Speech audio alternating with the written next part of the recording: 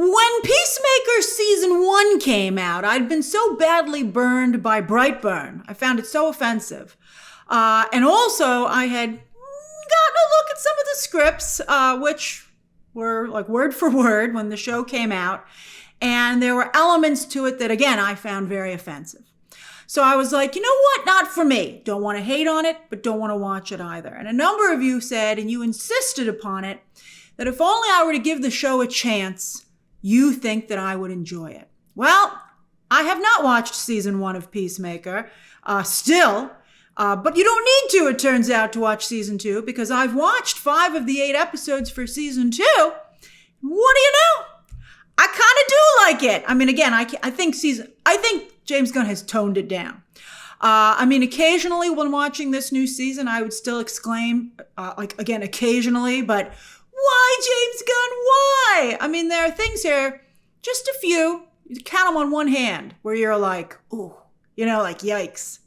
But the show has so much heart and is clearly written, at least from, I think at least James Gunn, from someone who loves comic books so much that I think there's good stuff there. You know how I would describe Peacemaker season 2? It would be like if someone had a super comfortable sofa that they'd had for a very long time, that therefore had sentimental value to them. And they're like, I'm not going to get rid of it. And you're like, but dude, it smells and it's crusty. Could you at least hose it down? That's kind of what I think Peacemaker feels like. Like, I don't even think I want to sit on that sofa, but I respect it and I will sit in the room with the sofa. I brought my own folding chair and I think we can coexist peacefully. That's kind of how I feel about it. But, also one thing I really like about season 2, at least so far, again, I've only seen 5 out of the 8 episodes, but it's really refreshing to see a multiverse story done correctly, which again, I think is because James Gunn is a comic book fan. I decided to watch Peacemaker season 2 because I enjoyed Superman so much, really, really liked it, as you know. And also, James Gunn has been going around saying that it's vital to what's going to happen next in his DC universe. Well, maybe something really amazing and big happens in the final 3 episodes, but I got to tell you, in the first 5 episodes, it's still a very small scale, self-enclosed show. But hey, he got me to watch it. So, I mean, again, maybe it lives up to the promise in the last 3 episodes, but, he's got to do something to improve the ratings. He did not like it when I called it. I think the first Peacemaker certainly has its fandom, but, it was, as I said, a niche show, which he didn't take too kindly to. But anyway, we'll see what the ratings are for this show. I'll be curious. It's slow right now. Maybe it'll make it into the Nielsen charts. But I will say that the Justice Gang does show up. Briefly, the Justice Gang shows up so briefly in episode 1. Well, there is one very, very cool shot. I don't want to give anything away. It's like, and it's done. But I geeked out, and it's right in the front, so you're like, maybe this show is going to be big to the future of DC. And then nothing else happened. But that was very cool. And then as for the rest of the Justice Gang in episode 1, it's just an extended version of the scene that was shown already in the trailers. Now, there are also DC Easter eggs sprinkled out across the 5 episodes, which, now, because James Gunn, he's the writer of this show, and he's now the head of DC, you think, oh, well, if he's thinking about these characters and places, maybe it means something. Like he said, that character just said Arkham. Oh my gosh, that character just said Bloodhaven. What's going on here, man? Well, I gotta tell you, I think that it's more just James Gunn is a comic book fan and he's having fun with this show. I wouldn't take any of the smaller Easter eggs that seriously. I mean, it's except for the fact that as soon as they're spoken, they become instant canon. Although until James Gunn maybe decides to retcon that too. I wouldn't take any of this that seriously. I think you should just enjoy it as a DC fan. That's my advice going into, I think, to James Gunn's DC universe. I mean, he on social media, which gets him to so much trouble, he tries to act like there are these definitive rules. But I think the only rule we've seen so far is that it's whatever James Gunn thinks and feels at the moment. And he's a mercurial dude. He changes his mind, but at least at the core of him is a comic book fan. So I think that's beneficial to the brand. There are no big Easter eggs, except for that one first shot. But we'll talk about it when it comes. But there's nothing really big and like cinematic universe changing in the first 5 episodes. Now, on that note, at the very least, I will be doing a breakdown of episode 1 and then a spoiler review when the season ends. Maybe I'll cover it week to week. I haven't decided yet. But be sure to subscribe so you don't miss any of that coverage, because I am a DC fan too, and I love geeking out about this stuff, and the show is pretty good. I mean, I would enjoy, I think, talking to you about it. I'm excited to break down that first episode. I'm excited to do a spoiler review at the very least. By the way, as a DC fan, I have a suggestion for the DC Studios suggestion box. I guess that's just tweeting James Gunn. But anyway, I think they should change the intro logo for each project because, they've already shown that it's that classic Superman comic come to life to start to do the intro. And that's great for a Superman film, but it feels weird in front of a Peacemaker project. But I like the idea of it. And I think you can see where I'm going here. Why not have the first version of the character that's the focus of the project from the comics come to life in the intro for that project? Like here, it would be the first intro of Peacemaker. And I looked it up. Here's early Peacemaker. And I think that would be a really cool way to continue to spotlight not just the comics, but the specific comics, different ones, and different styles of art. So again, I think that's a good suggestion. I like that. Also, as a comic book fan, I was a wee bit frustrated that Maxwell Lord and Sacha Bordeaux seem like their comic book counterparts in name only. Like, they don't seem like them really at all. Like, Gunn just got the vibe wrong, which is weird because, again, he's such a big comic book fan. You're like, dude, I know you've read these comics. So what happened? Like, the characters are both great in the comics. Maxwell Lord has a long history, although he's had a rough time in mainstream media. Although I liked Pedro Pascal's performance quite a bit. And then Sacha Bordeaux, oh my gosh, this is such an iconic character. It's a little frustrating to see her get such generic treatment here. All right, but let's dig in now to my non-spoiler review of Peacemaker Season 2. So while I kind of like this show, I kind of do actually, I still think that James Gunn either needs to have a strong producer, and Peter Safran clearly ain't it. He's like, I love everything you do, James. And James goes, thanks, man. And it's like, that's not what a producer is supposed to do. It's not serving James Gunn well, not to have any oversight. It would, even if it's someone that he hires who works for him, he just needs an honest voice being like, that doesn't work, or that went too far. Everybody needs that. Also, the other thing that I think helps him is a PG-13 rating. I think that James Gunn showed I don't know, it's tough because Superman didn't make what it was supposed to at the box office, but it did better than Marvel. But I think Superman was very well done it seemed to me to be well done from a business perspective. I thought that James Gunn delivered an excellent film. So he can do it. But maybe Peacemaker just isn't as serious. It's a HBO Max show.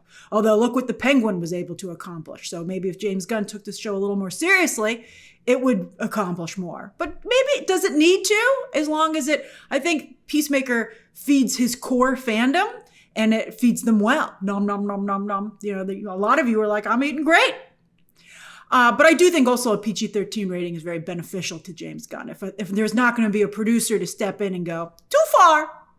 Because, there are a few elements this season, and to his credit, I think he's definitely dialed it down from season 1. Not in episode 1. You'll be like, whoa, Grace, it seems like full pedal to the metal. But that's only in episode 1 of season 2. But these elements are still gross, unnecessary, and offensive. And when there's even less of them, I think it just makes them stand out all the more. You're like, I'm vibing, I'm grooving. Oh, why we really hit a speed bump there? I was really starting to like Economos quite a bit, but then in episode 5, he said something offhand against women that made me feel like he should be investigated by the Mindhunter team. Really. I was like, oh, he does fit the profile of a serial killer to a T. If you watched Mindhunter, you know that there's it's fascinating. Great show. I wish it hadn't been canceled. But there's actually a specific type that tend to become serial killers. And I have to say, Economos actually does fit that. But I don't think that James Gunn was writing it that way. I think he thought it was funny. And that's one of the reasons I get upset with those things, because I think it excuses that behavior. Some of you insist it's calling attention to it, but then someone would have said, that's wrong, Economos. That makes you seem like a serial killer.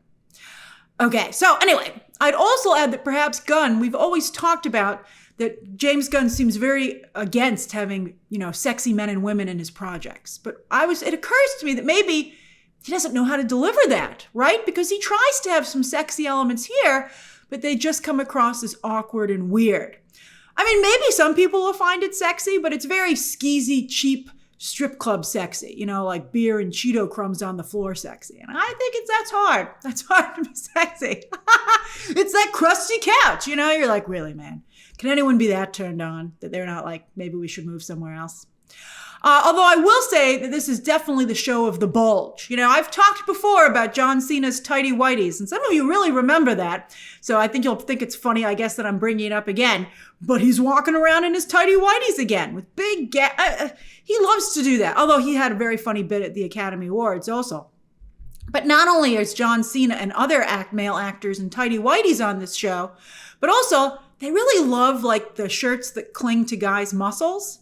You don't see them that often anymore, right? But on this show, they're everywhere, right? Like painted on shirts. And I think to some degree, I will say that does add to the show's appeal. So I'm like, I can see why some people are definitely enjoying this. I enjoyed it. Then new voices for DC Studios cannot get here fast enough because so far it's been the James Gunn show. And even if you like that show, you can't have too much of a good thing. It's just too much. Creature Commandos, Superman, and now Peacemaker Season 2. This is the start of James Gunn's DC Universe, brought to you by James Gunn. Superman, I think, does rise above and seems a little bit more of its own thing instead of like pure James Gunn. And I love that movie. I really liked Superman. I thought he did a wonderful job with that film. And I would say that Peacemaker Season 2 is stronger than Creature Commandos. I only liked parts of Creature Commandos here and there. But I like Peacemaker Season 2. But it's just all too similar because clearly James Gunn has very little range, if any. I think the sliding scale of James Gunn is professionalism, right? Like, is it a real movie or just James Gunn having fun? That's kind of, or show. Like, that's kind of, I think, the scale of Gunn's work. And Peacemaker, by the way, also feels a lot like Guardians of the Galaxy at points. So at least we got the Penguin in DC, but that's an Elseworld story, at least for now. And that felt very different. And I have high hopes for Lanterns, too. But even beyond Gunn's own work, Peacemaker also reminds me so much of other recent DC shows, like Doom Patrol and the animated Harley Quinn series, which clearly Gunn is a fan of because he cameoed on that show. And while I thought the last season of Harley Quinn was very weak, I was disappointed in the last season, in fact. It was very unfortunate. But I still think that out of all of these, that's the best show. And I think it's the funniest. I think that show is fantastic. The first seasons were amazing. Peacemaker Season 2 has some great jokes too. It has some laugh out loud jokes, but they're far and few between. I think Harley Quinn is a much funnier and a much more clever show. With a lot more DC Easter eggs, by the way, but it's not stuck being in the same universe, so that's not a fair comparison because Harley Quinn has more leeway. But it's just funnier and more clever. I love Bane. I think that's a very funny show. But where Peacemaker, I think, levels the playing field is how much heart it has. This show has so much heart, and it's really endearing. And I think a fantastic example of that is, yes, the opening dance sequence. So again, when season 1 of Peacemaker came out, everyone was going just nuts about the opening dance sequence. It's still on YouTube to this day, has a ton of views, very, very popular. And I checked it out at the time and I was like, meh. But when I was watching this new season, I was like, well, I better pay attention to the dance sequence because I know how much everybody loved the first one. And again, if they didn't win me over with this new dance sequence, I was like, I never fast forwarded it, which I think is interesting. I really enjoyed it. I get the appeal. I get why people like it. And here's my theory as to why. Everyone is trying so hard in the dance number and made such an effort with the choreography and the presentation and everything like that. But no one is that good of a dancer. So it feels like anyone could join in. Like you would feel anyone would be welcome here because it's more about camaraderie than it is about dance skills. And James Gunn, by the way, also is very good at selecting music, not just for these opening dance numbers, but for the show itself. Excellent use of music. like with Guardians of the Galaxy. I was very, very good. A lot of times songs would come on and I was like, great choice. Very strong choice. The first 2 episodes are closer to an hour, but then after that, 3, 4, and 5 are just about 30 minutes. Didn't bother me, but then I was binging them. I watched the whole 5 episodes in a single sitting in one evening. And again, it wasn't that hard because it was like, what is that, like 3.5 hours, right? It wasn't that, it was easy. Also, Gunn is excellent at cliffhanger endings here. You'd be like, I gotta keep watching. I have to see what happens. He's gonna torture you a little bit because it'll be week to week. But so yeah, excellent cliffhanger endings. So as I said, Peacemaker season 2 actually gets the multiverse right. So unfortunately, Marvel has done so many multiverse stories at this point and done them poorly that they've kind of killed the idea of the multiverse for general audiences, non-comic book readers, before anyone has done the story right, which is a real shame because I love multiverse stories. So what they're supposed to be is a what if, which is why that's what Marvel calls them, and DC calls them Elseworlds. But even, by the way, the what if, even though that's actually the name of the animated series, that didn't really get it right either because they became too focused on Peggy Carter's Captain Carter, and they just became they became so entrenched in telling a new story that they forgot they were supposed to be telling old stories through a different lens. That's what the point is. Age of Apocalypse, by the way, is a great multiverse story, right? So basically it presents characters going down a different path under different circumstances. So they're the same but different, and how that changes them and those around them. Oh, it's great when done correctly. Think also, from pop culture, that old Gwyneth Paltrow movie, Sliding Doors. That's a multiverse story, non-comic book.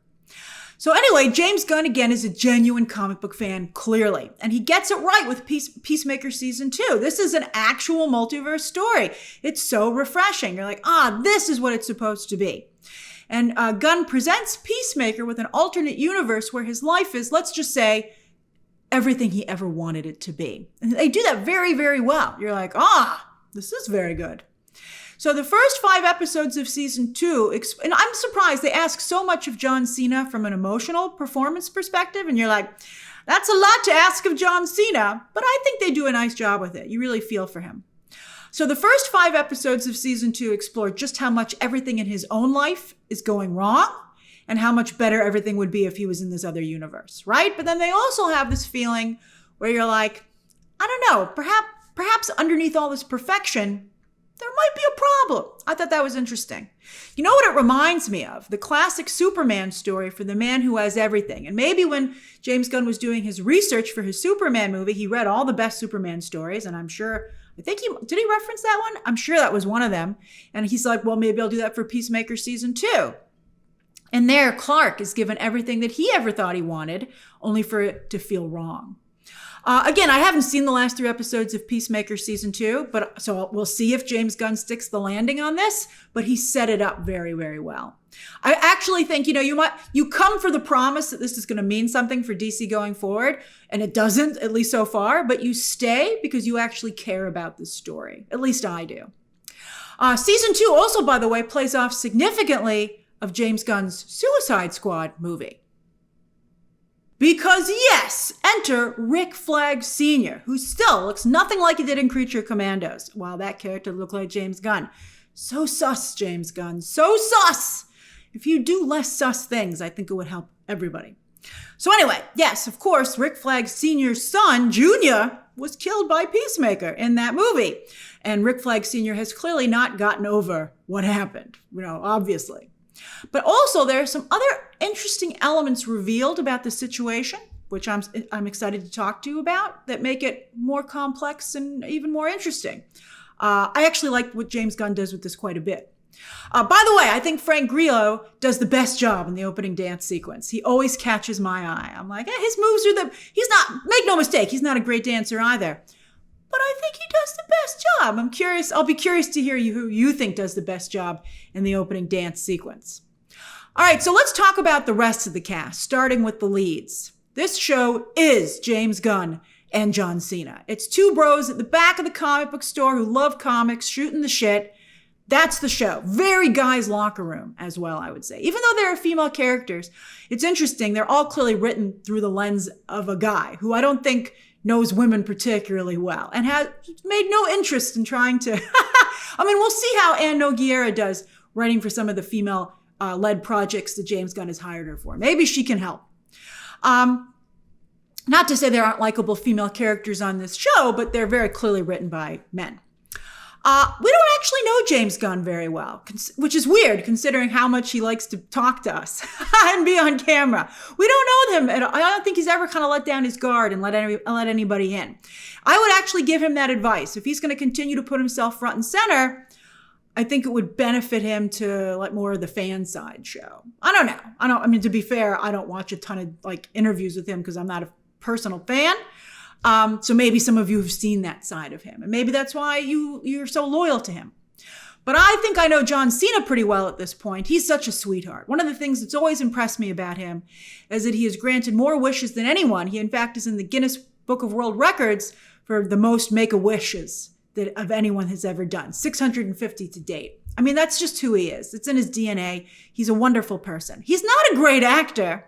He's not even a good actor. I'd say he's a passable actor who's very committed and passionate in everything that he does. And that comes across. So I, in fact, always enjoy John Cena's work. I like him quite a bit, even though, again, I don't think he can really act. But he's not a bad actor. He's very good here. I'd say the nicest thing about his performance is that in my notes, as I watched the episodes, I stopped calling him Peacemaker and started referring to him as Chris as I got to know his character better. So that was great. Really, the role is just written for Cena, which helps a lot. Perfectly so. It fits him like a glove, or perhaps more accurately, tighty whities, or a very tight men's shirt. But he does a nice job.